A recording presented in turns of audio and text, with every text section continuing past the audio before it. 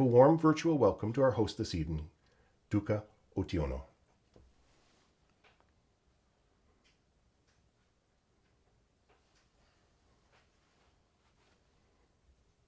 The world this evening.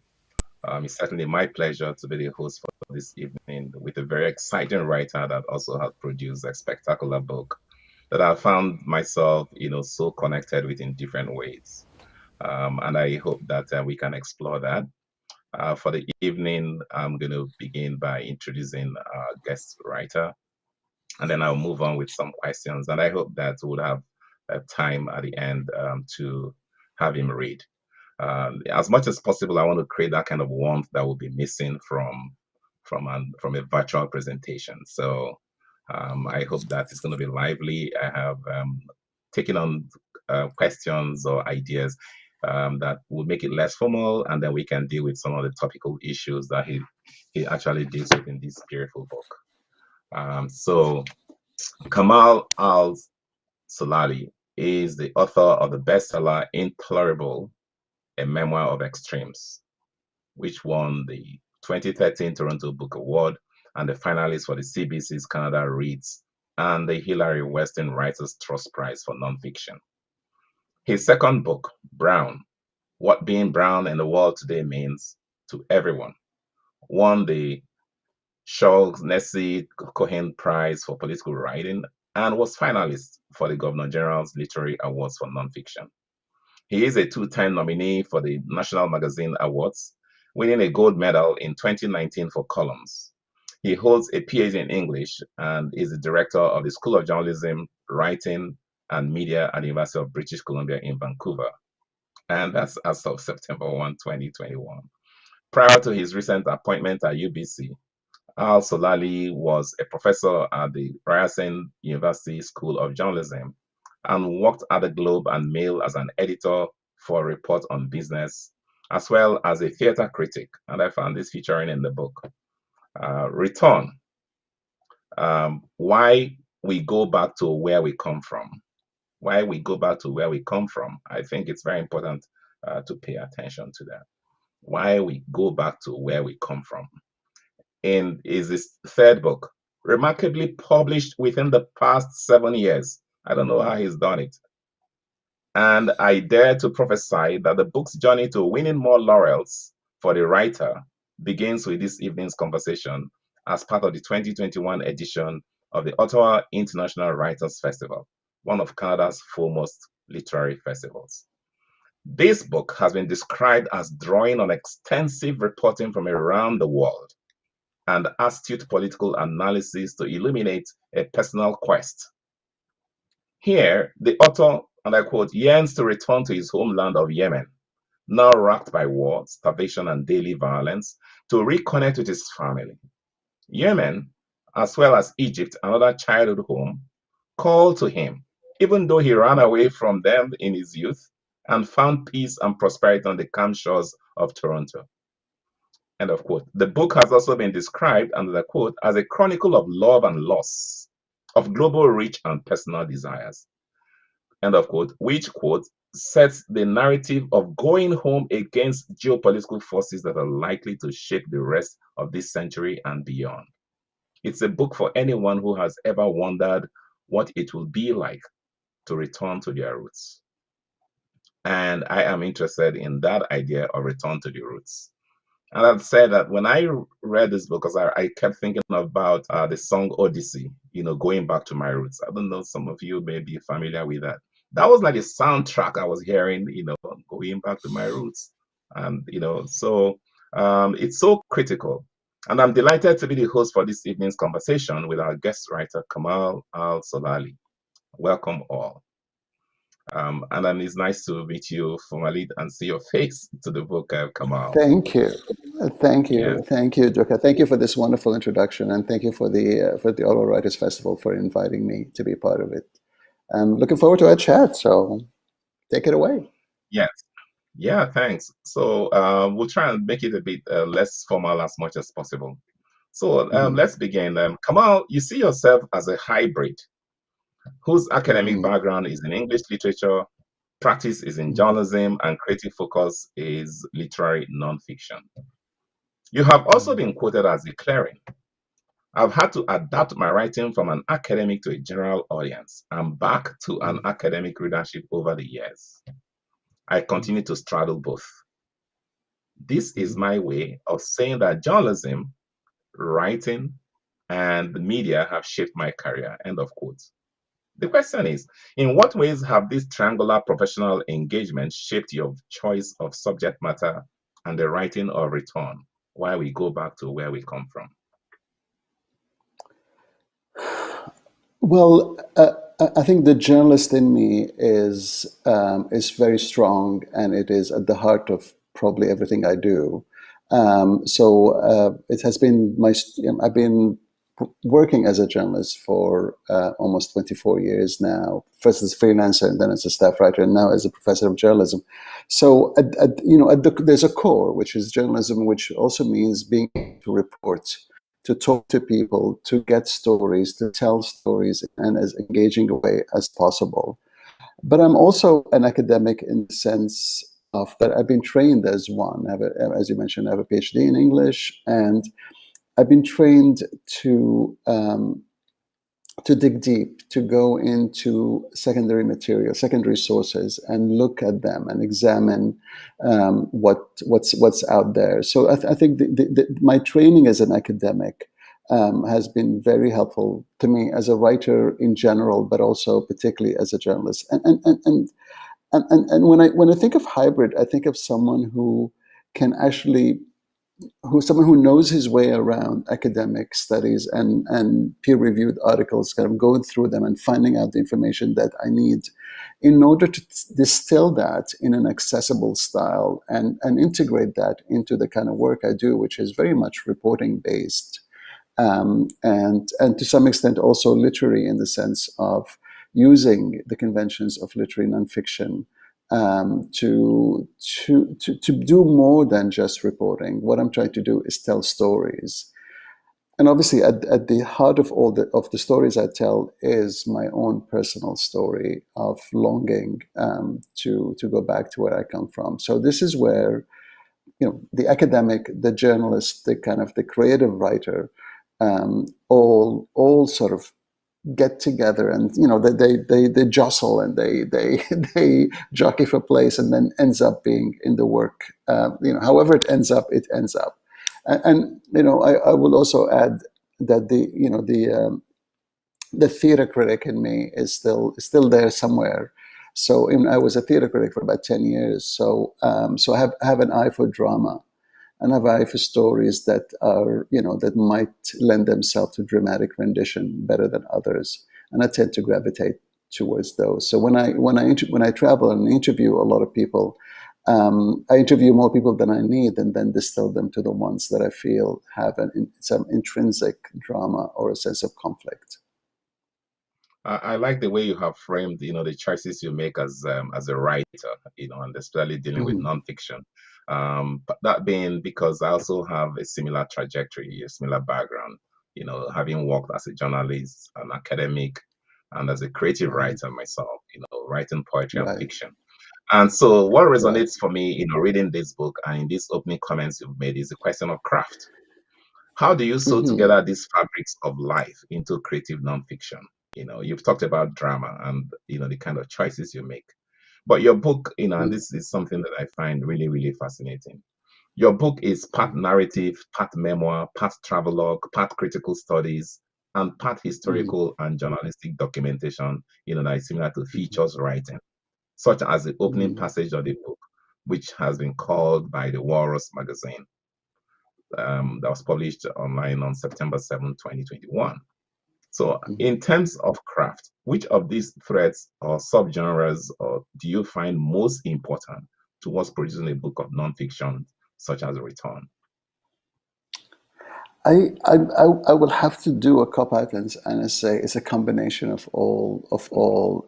I don't think we live, or I think in writing as in silos. I do think that part of me, is very comfortable using the first-person narrative, and this, the starting point of all my books And a lot of my journalism is the personal. It comes from a place from where it's about, in a way I center my story, but I am also aware of, a lot of debates in Canadian literature around memoir versus reported nonfiction, ideas book versus personal narrative.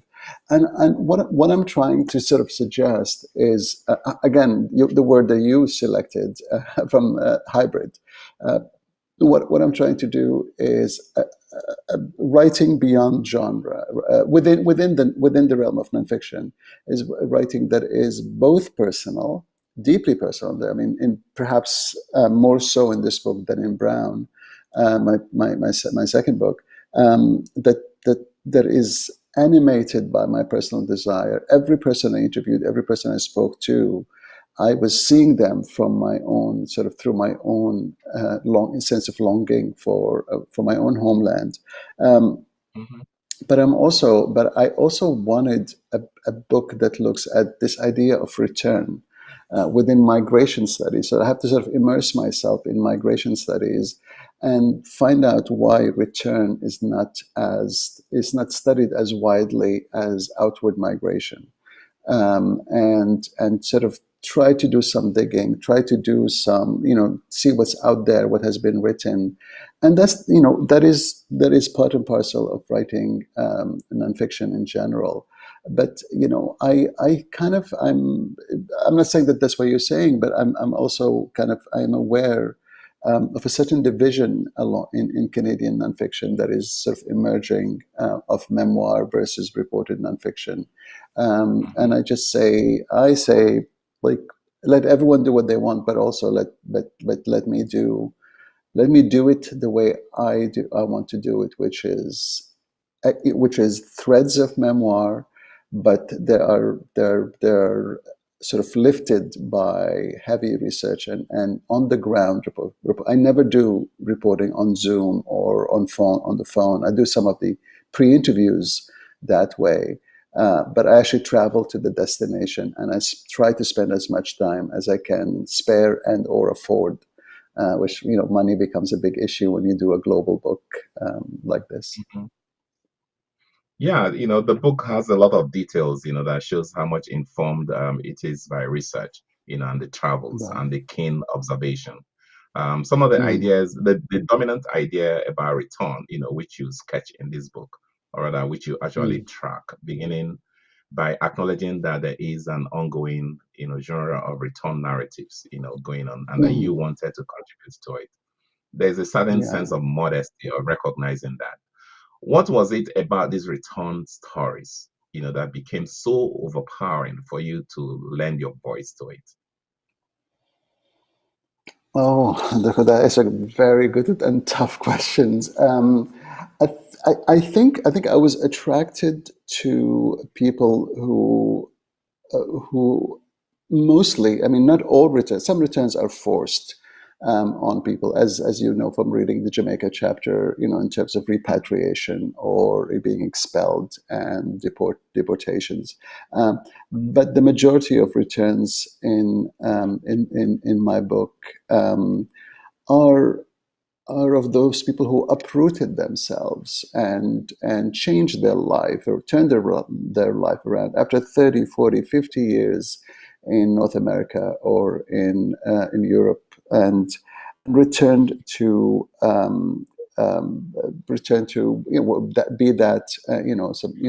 Africa as a whole, or the Middle East or Taiwan, or even within Europe, going back to, say, Northern Ireland.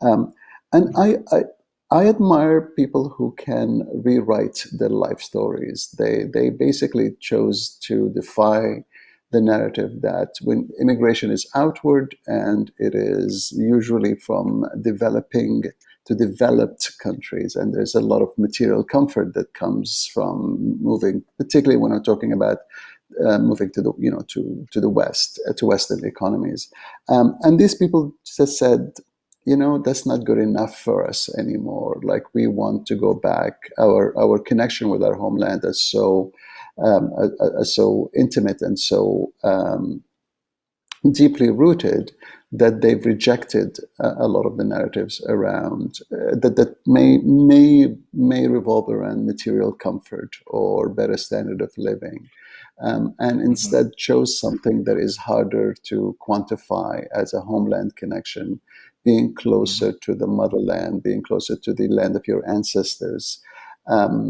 Sometimes that comes at a huge financial sacrifice. Sometimes it's at a huge personal, because you might actually literally be uprooting yourself from the life you knew. And in many cases, as in particularly in the chapter set in Taiwan, a number of this, like the younger millennial, I would say, have never even been to Taiwan or to mainland China. They're motivated sometimes by just the fact that in the wake of the financial crisis of 2008, 2009, there seem to be more possibilities for them in the more booming East Asian economy than in North America, particularly the North American economy. So they're incredible as well and loss. I mean, so many of particularly the African Canadian, African American men I talked to for the chapter set in Ghana, talked about the burden of race, the existence as a Black man in these countries, Canada and the US, and the desire to liberate themselves from and to free themselves from the shackles of racism and anti-Black discrimination. So I mean, different stories, different contexts, different narratives. But I would actually say that the attraction to me are people who are shifting the narrative a little bit. Yeah, I was particularly struck by the Ghana part of it, as you would imagine, being African myself and being Nigerian, Canadian. And one of the things that struck me about that is this the idea also of return to the roots. And in one of my poems that I call Procession, which I think I was inspired by my visit to Cape Coast in Ghana. Oh, you've been there? This, yeah. Yes, I've been there. You've been there? Yes. Have you been there? Yeah. Oh, yes. cool. Yeah. So you know that there's the thing that you described. Ghana has had African Americans who have experimented with the idea of return. Following yes. Garvey, W.B. Du Bois, and then more recently, W.B. Du Center was actually finished, and established fully in terms of infrastructural building. And so is the challenge of the return. You find these African Americans, including people like Steve Wonder, Rita Marley, who is from the Caribbean, have attempted physically to do this return, to attempt this return. You didn't quite get to that extent, but there is that constant feeling of making that connection, that also includes the kind of losses that lack of connection makes, and the emphasis on one building,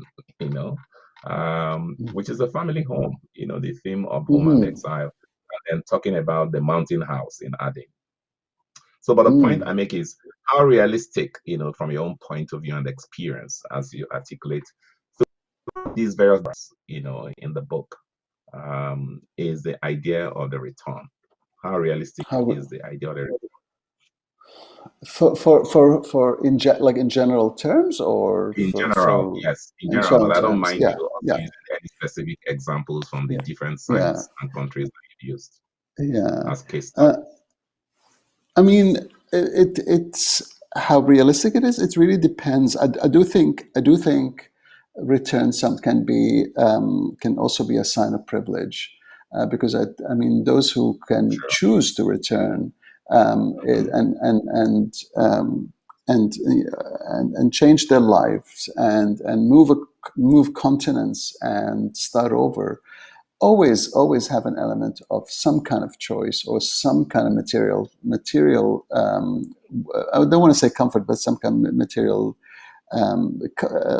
backup of some kind in order to allow them to take that journey and start again. So I don't deny it, that there is an element in return that is kind of the realistic, the ones who can make it the reality sometimes do tend to use their privilege, to be perfectly honest, and those who can't, and those who are denied the return, or who are returned against their will, as I mentioned earlier, in the case of deportees in Jamaica, or Palestinians who cannot return to their villages or homes. Millions of, and now into the fourth and fifth generation of Palestinian refugees around the world. For these groups, particularly for the latter group, return is not realistic, particularly as much as it is enshrined, the right of return. The geopolitics on the ground make it much harder for that return to become a reality. Although there are people who are working, as you can tell from the book, people are actually working to make that the idea of return possible for them. So yeah. And then the Jamaican chapter, brings out so much the nature of the return and the types of return, which you have illustrated very clearly. And I found that part very painful, in the sense that there are some who return willingly, and there are some who are deported. And then when they also come back to the homeland, there's a different kind of assessment that they go through, whether they've been successful or they were not, or they've been failures, in the diaspora. Can you speak a bit to that? What was the underlying, what was your experience, that, because it's a very important aspect, even for return. So there's that longing and they wish, but there's also that disappointment in some cases when that has been achieved, when the return has been achieved. It'd be nice to hear your thoughts about that, especially in the context of the Jamaican chapter. Jamaican, right. I mean, with the understanding that I was obviously, I am not from Jamaica, and I was just there as a reporter, and I was very conscious of not repeating any kind of worn out narratives about Jamaica, but it was clear to me that, first of all, that people who are born in Jamaica never lose that connection to it. I mean, that's true of a lot of people in their homelands, but I grew up Jamaica and the Basque region in the same sort of part of the book, because I thought that these lands are so mythologized. Are the connection between the land, and I literally mean the land, the soil, the topography, and also the ocean around them, or the sea, is so deeply ingrained that people talk about owning a piece of the yard, which is kind of like a piece of the island. And as you know from that chapter, I started that chapter here in Toronto with a kind of a sales pitch from a real estate development, that trying to get Canadian Jamaicans to buy a home, like sort of this sort of purpose-built retirement living, with images of like the most traditional images you can think of Jamaica, and the thing is. These returns are happening against a very changing Jamaica from the one that the largely, I'm talking mostly about baby boomers, or a generation that left Jamaica in the 50s and 60s and now are going back to spend either retirement or the final, their resting place. They know they're going to die there. And these returns are really complicated, because they are returning to a different Jamaica from the one that they have known, or even visited over the years, but only as a visitor and not actually lived in. There are issues around violence and crime in Jamaica, and there is much more awareness of that. I talk in the book a lot about, and I interview people who've had some harrowing experiences with violence, and still, this is the thing. They would never go back to England or America. They will take that land with all its problems, and it's despite the fact that in some cases, it has not been the return fantasy they've always wanted. On the other hand, you get what is largely young male, in their 30s and 40s, and maybe in some cases also much older, men who got into trouble with the law, in particularly in the U.S. and the U.K. and also in Canada. And there's a strong in all these countries. There's a strong culture of returning them to the island where they came from. So deporting them. The U.S. particularly, deports a certain number of people, like charts a flight a week that deports obviously not American citizens, but Jamaicans who are there either illegally or undocumented, or have been are the children of much older immigrants. And the interesting thing for me is that they are returning to a land in some cases they have never seen. They are told that this is their homeland and they have to come back to. Most of them would have been born in the Bronx or in other parts in New York or Chicago or Toronto, and they've been asked to go back to a land that not only do they not know it, but they have no one else there. So they really become strangers in their homeland, and in many cases they are counted among the homeless. And it's a hard life. It's a tough life. That was one of the hardest chapters to report, because a lot of the people in the shelters and kind of a housing where I did some of the reporting, are struggling, are angry at North America. There are complete North Americans, like the way they speak, and they're completely product of North American culture, and yet they're suddenly told to go back. And I think in the book I reference like a survival guide from England, from the UK, the Home Office, and it tells them not to speak with their other British or North American accent, but to kind of try to speak in the local dialects, whether it's patois or something similar.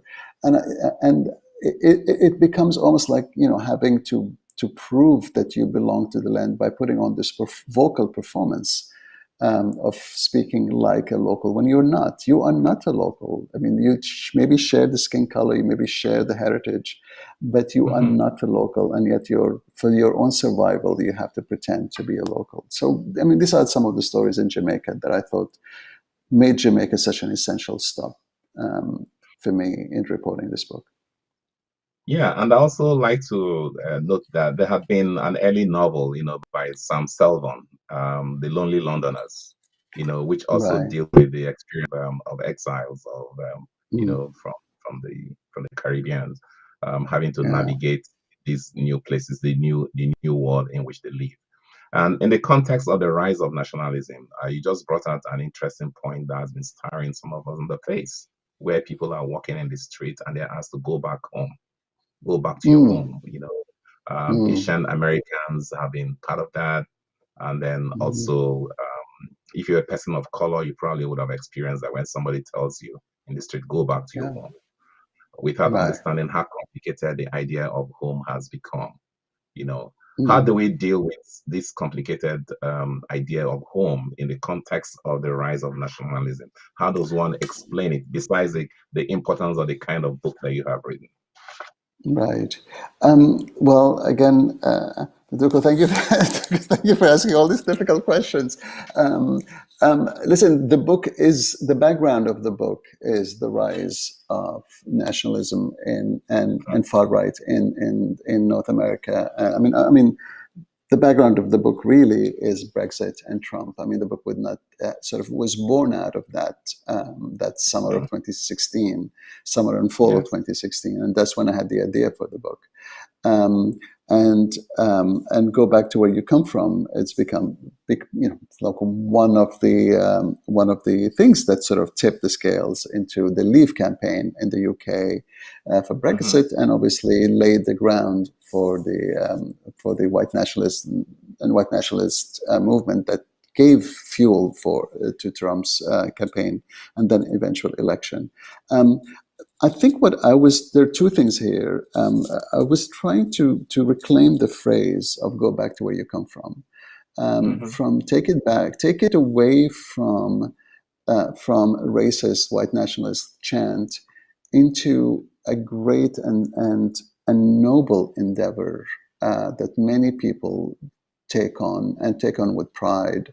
That we go back to where we come from, and that you cannot separate us from the land that we come from. And this, we go back. It's not you don't send us back. We go back when we're ready, and we also open that, we have a relationship with our homeland that does not mean our adopted homelands are any less important.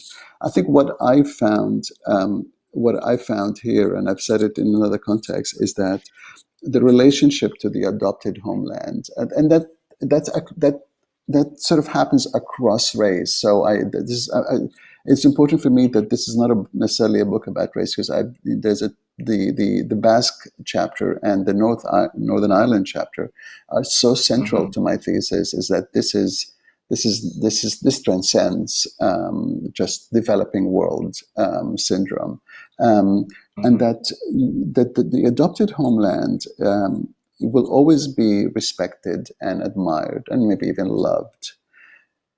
But our souls belong in the land we came from. So even like second generation Irish and Basque people, like third generation, when it comes to choosing a place to go to or they choose the homeland, the place where that either they or their parents or grandparents have left.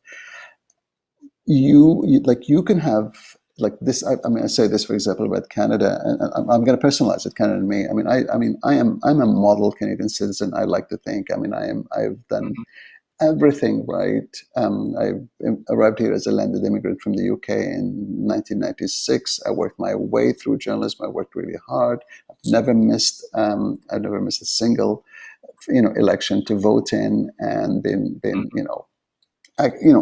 sort of taken my responsibility as a citizen really clearly.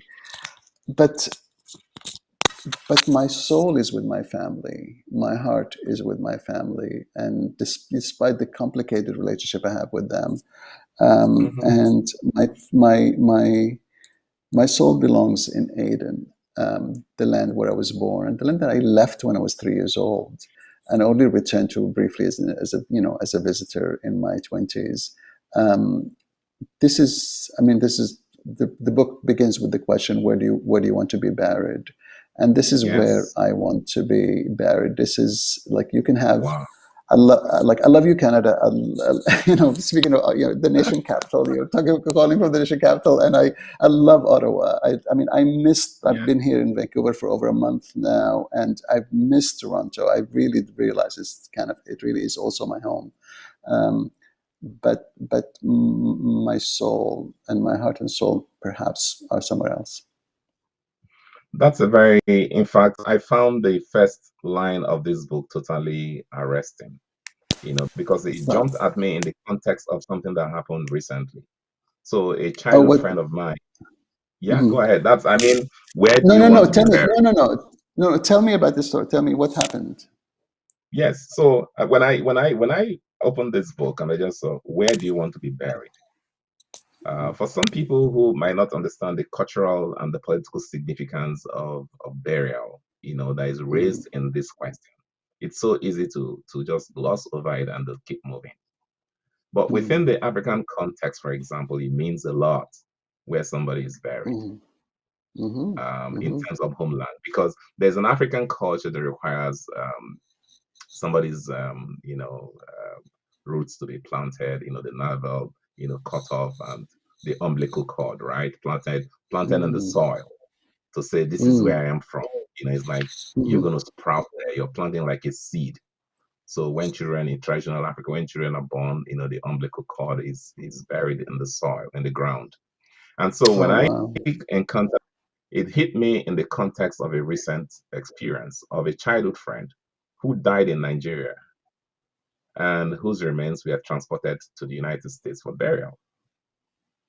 And Okay. quite a few people, not a few people, it was like something that was an uproar amongst, certain people say, how does this happen? Whereas people are used to the other way around, is a reverse, that you die in the Mm, diaspora. And in mm, many cases, as much as practicable, the remains are transported to the homeland, mm, to be buried. And so I see this as further complicating the seemingly simple question about where immigrants want to be buried, and with which you mm, began the book, mm, this return. Where do you want to be buried? Why is the mm. question of return to one's roots such an important one to you? Much so that not only do you make it the title of this book, but also the opening line. And then I will get to, the emphasis you place on the mountain house at Adin, and Right. the house on the hill, which you speak with, it just rings like a chorus, through the book. Yeah. Yes. So Yeah. I mean, yeah, uh, yeah. I actually thought there is one way of distilling return to its most essential feature or quality. It's that, like, I mean, we live. I mean, this book is obviously, and many of us are the products of globalism. At least before COVID, we cross borders. Those of us who are lucky enough to cross border freely, but even those who aren't, and they still cross borders, um, and we come and go and take holidays, and I figured, like, what would be the ultimate manifestation of someone's longing or sense of belonging, then yeah, where do they want to be, to be put to rest, for eternity, like yeah, the one place from which you would never be divorced or displaced. I mean, I know you have a book coming out called this. Is it Displace? yes, Is that yeah? yeah, And this place, uh, yes, Displace. It's a book of poetry, right? yeah, That's coming up yeah, soon, and mhm, I just figured that is to me the ultimate manifestation of that relationship with our homeland. And if people can answer that question, then mm, and the question surprised me when I was first asked, as I mentioned in the book, about yeah, almost like 9 years ago, and it surprised people when I asked of them the same question. It's like, oh, like, I never thought about it, or I haven't really. And then when you really, really sort of press them on it, a lot of people say they want to be buried mostly in the land where they were born. They want to mhm, complete. There's a sense of a journey that needs to be completed. You mentioned Homer earlier, which is probably the first time my name and Homer were in the were mentioned in the same discussion. But the idea of a return journey, the going home, it is. I think it's like one of the archetypes of humanity, of us as human being, is that desire to go um, to where we come from, or at least to go, the desire of going home.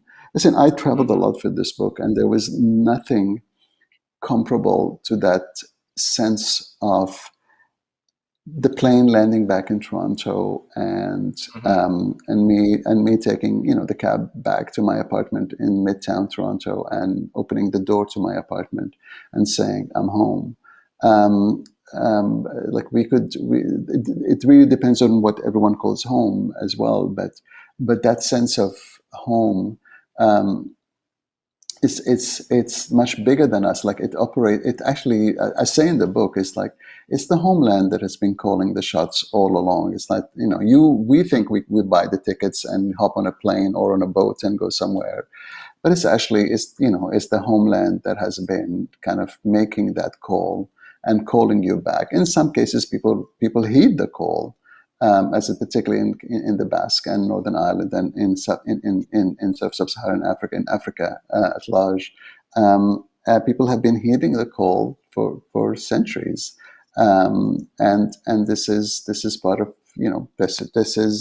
this is a big, like, I think of it as kind of an archetype of the human experience that has just not been written about or explored enough particularly in nonfiction. I know that obviously in fiction and in poetry, and the idea of the prodigal son's return, or the return to the homeland, or just the idea of people returning to a point of where they, like, if you've been in the city and then return to the small town where you come from. I mean, a lot of Hallmark movies are based on that, on that narrative, So I think that's, to me. Sorry, I really took a long time answering your question, but the burial part is the ultimate manifestation. Yeah, thank you. Yeah, and to that, there's the sense of identity crisis, if you may, on the loss of native tongue and the transmission of identity that is based on removal from home and disconnect from home. So that parts of your book remind me of Chinua Achebe's nonfiction works. This is in Home and Exile, and his nonfiction book, The Education of the British Protected Child. So you write in this book, and I'd like to quote, "I rewired my brain to think, speak, and write in English, bearing Arabic deep in the recesses of my brain. I thought of my plans not as an act or a makeover, but as a means of countervailing my birth identity and establishing a real new self. This was the me I desired. There could be no sexual liberation if the language that oppressed me still lived within me and came out of my mouth. I took classes in German and Spanish to further suppress my native tongue. My home, and I just said ellipsis, my home was English." So this is like Achebe similarly claiming the English language, the imperialist language as his own. So my question is, why boldly cling to an imperial language of an oppressor, even in the context of the longing for home? Well, I mean, I think my desire to sort of suppress Arabic and to use English first and foremost as my creative language, as my everyday language, as the language of the land I chose to immigrate to, the official language, I should say, is part of who I was at the time. I was a young gay man in my. Sorry, can you hear me? Yes, I can hear you. Yeah, I can hear sorry. you. Yeah, I mean, I was, a young gay man in my 20s, and I wanted to explore what's it like to live openly as a gay man, and English, to me, I mean, I joke a lot about you saying English as a gay language instead of English as a second language, because English offered me this entry point into gay culture and into Western culture, where at the time I felt, and I still do, there's a place for someone like me who loves musical theater and loves who's gay and loves a lot of the sort of almost stereotype of gay culture that revolve around camp, and I just felt that English validates that experience and Arabic negates it a lot, or Arabic really denigrates it, because there is no language in Arabic to speak of homosexuality in any way that is positive or encouraging, at least not when in the 80s and 90s when I was coming of age, like was coming out as a gay man. And to me, English became a retreat, as a safe haven, a place to kind of maybe of also self-actualization. Now, listen, I am the product of the British Empire. I was born in Aden, which is a British colony in the 60s. I grew up in Beirut and Cairo, and then went to school in England, and then came to the colony, another colony in Canada, former colony. You cannot separate who I am from. Listen, I listen to BBC World Service still, which is something that my father listened to when I was a child. Like the chimes of Big Ben. The first thing I do in the morning is look at the BBC World Service website to get my news.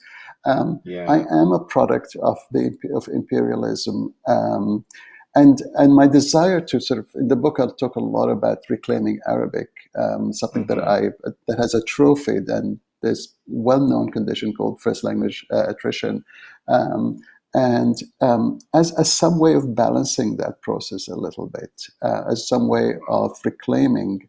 There can be no return without me remastering Arabic. Like, I know that for fact, because when I did go back to Egypt in 2019, my Arabic was far too stilted and outdated and not conversational enough, not classic enough. It was just a mishmash of everything. So without reclaiming Arabic as a language, I know that I would never have the successful return journey that I would like to have, and that I've noticed variations of that, because there are aspects of that around the Basque people, particularly for second generation Taiwanese, Canadian, and American who moved back to Taiwan without actually mastering Mandarin. So they're kind of working there. As I talked to one person, he says like he's like a fifth grade Mandarin, like the way a child would command Mandarin at a fifth. So imagine looking like everyone else and totally, sort of being invisible because you look like everyone around you, but not being able to speak the language of your own people. So that's something I return to a lot in the book. Yes, that's a very powerful take on the language question. Well, thank you. Coming from I was going to say, coming from a poet like you, that means a lot to me. Oh yes, well, it's a very powerful take on the language question, and we have about 10 minutes, and I have two questions, and I thought that we'll be able to accommodate a 5-minute reading, so we can hear you render your own work in your voice. Sure. I'm going to pose two questions very quickly before that, wrapping up with your reading in about 5 minutes. So if we're going to take about 2 minutes for this, sure. By your own confession in Return in the book, when you were a theater critic, and I quote you, you said you often poked fun at the Return stories so beloved by Black, Brown, and East Asian artists in Toronto. This turn between two culture stories were popular with the other companies, and arts councils eagerly funded them as part of a push for diversity and inclusion. And then you said, and I found this is a very funny line, but also not funny. I owe some of them an apology. Could you please clarify this apology?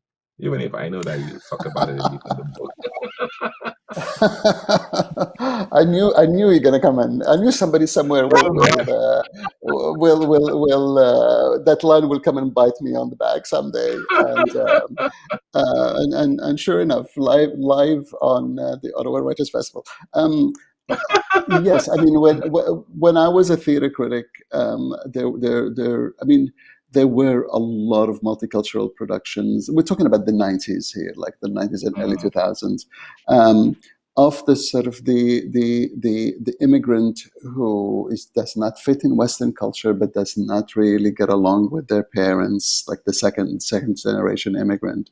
And there were a lot of those plays. I mean, when you were a theater critic in Toronto, you go to 4 or 5 plays a week, and for 52 weeks, or at least 50 weeks of the year, and those narratives become so predictable. And those plays at the time, they were quite poor, like have not been dramaturg enough, and so. But at the time, I was new to Toronto, and I had just arrived, and I was so seduced by Toronto and the possibilities of Toronto. It's like, and I would say, like, why would anyone want to reconnect with their home culture if that home culture is so oppressive to them? So in that sense, I feel like as I get older, I understood that appeal of that sort of tone between two cultures. Except that I don't consider it as torn between anymore. I think I consider it as being able to live in both, and at some point choosing one over the other. Yes, I so think that's a very quick response. I can relate to that complementarity, in terms of the cultural experience. Yes. And then Yeah. finally, I'm going to skip one other question I had, but I'll just go with this. And then if you could provide a short answer to it as much as possible so we can Sure. still take that Sure. time in your read. So you write in such a nuanced way about one of the most complex ideas of home and return via the Palestinian conundrum in relation to the Israeli occupation. Let me ask you your own questions on page 265 of Return to close this evening. So if you don't mind, I really don't expect, because it's a very complex topic that could require a lot. Yeah. Page 265, the last paragraph. Just a short take. I wasn't going to end without hearing your thoughts on this. Yes. Page Okay. 265. So the questions that you asked, more rhetorical as well. What might the Palestinian right to return like on the ground? How will it migrate from a demand, a slogan, and a folk song into the day-to-day lives of Israelis and Palestinians? Well, so one way I wanted to the only way I could write about the Middle East is by allowing both sides sort of equal place in the narrative and allow them both to talk about what the law of return for the Israelis and the Jewish community is, and what the right of return is for Palestinians. But whereas the law of return and the right of anyone who is of Jewish faith to return to Israel is kind of enshrined in the Israeli constitution, the right of return for Palestinians is a big stumbling block, both for both Israelis and Palestinians and for the world over. But there are people who are trying to move that from an intractable conflict to a conflict that has some historical precedence. And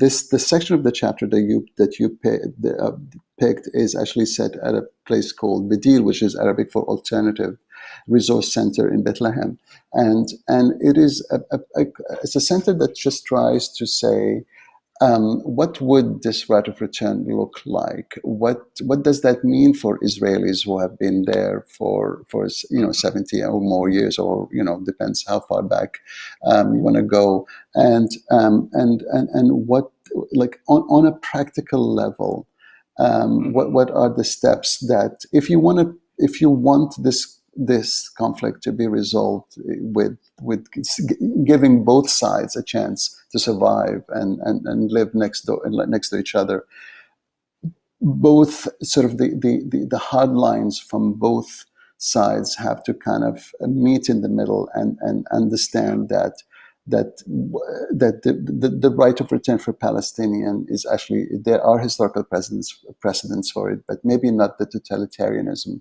Sorry, not the sort of maximalist, not the maximalist of every inch, every piece of land, like there are other ways of doing return that move away from maximalist demand. It's too complicated to explain. I know. I don't expect us to exhaust that conversation today. I think that we take it up some other time. So finally, would you read a 5-minute passage for us? Say, if you like, your favorite passage from the book. Well, I'm just going to read, because I think we're down to like a couple of minutes. I'm just going to read something just from the. You can actually read for 2 minutes. You can read 2-3 minutes. Yeah. All right. Okay.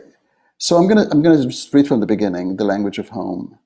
Where do you want to be buried? Since my date and I were walking alongside Mount Pleasant Cemetery in Midtown Toronto, the question didn't come as a complete surprise. Its morbidity threw me off nonetheless. I had planned this to be a romantic post-dinner summer stroll. My dream list of questions included, but was not limited to, do you want to move in together? And where would you like to go for our honeymoon?